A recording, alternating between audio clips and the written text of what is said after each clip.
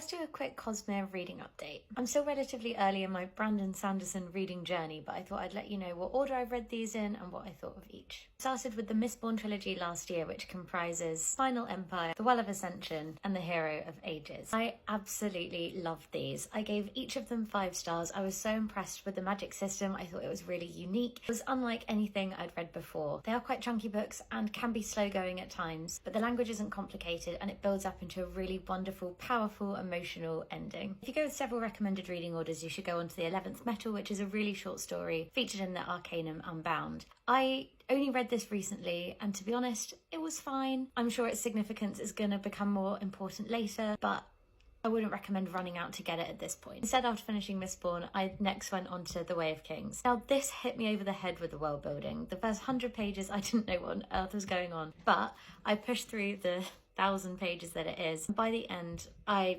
had to give it 5 stars. I absolutely loved it as well. It was at this point I realised I should probably follow a recommended reading order to get a little bit more out of these books as I go. So I picked up Elantris, which is his first published novel, and I think you can tell. Again, I really liked the characters and the unique world building in this, but it was really slow going for quite a long time. I actually wouldn't recommend this as your first Brandon Sanderson book. If I'd picked it up, I'd probably be a little bit put off, but because I knew his writing style and I knew that a lot of action normally comes at the end, I pushed through and was rewarded. I gave this 4 stars. Back to the Arcanum Unbounded, I read The Hope of Elantris and The Emperor's Soul in that order. To be honest, I feel like I could have skipped The Hope of Elantris, but I really enjoyed The Emperor's Soul. That was a really fun short novella. That brings you up to the present. Next, I'm going to read Warbreaker, followed by Words of Radiance, which comes after The Way of Kings. Will I get through them all before Wind of Truth comes out on December 6th?